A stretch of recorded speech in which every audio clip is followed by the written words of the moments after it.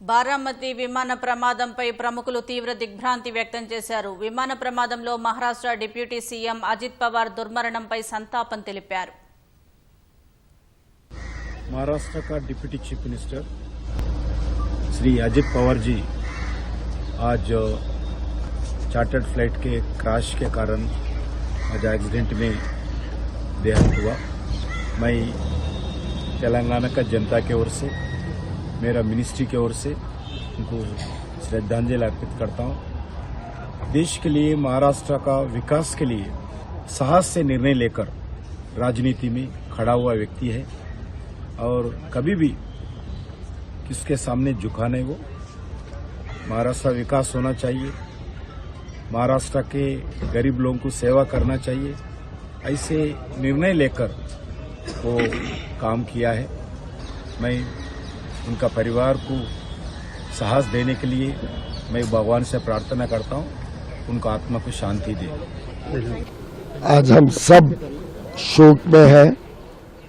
समझ नहीं आ रहा है कैसे इतना बड़ा हादसा हुआ। हमारे घनिष्ठ मित्र थे, हमारी सरकार में अहम पद पर थे, सहयोगी थे।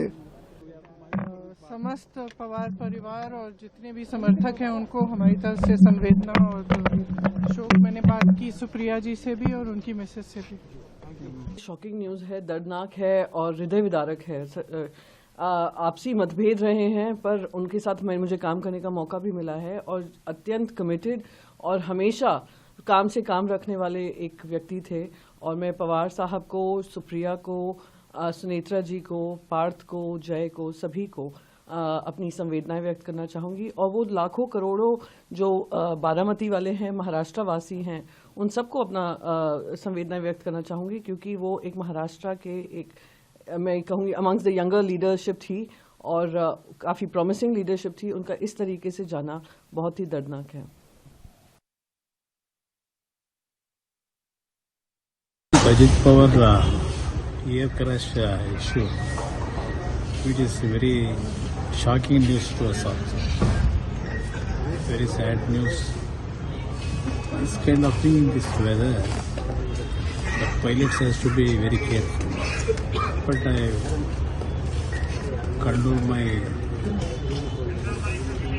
to this shock, come out with the blessing of God and family members.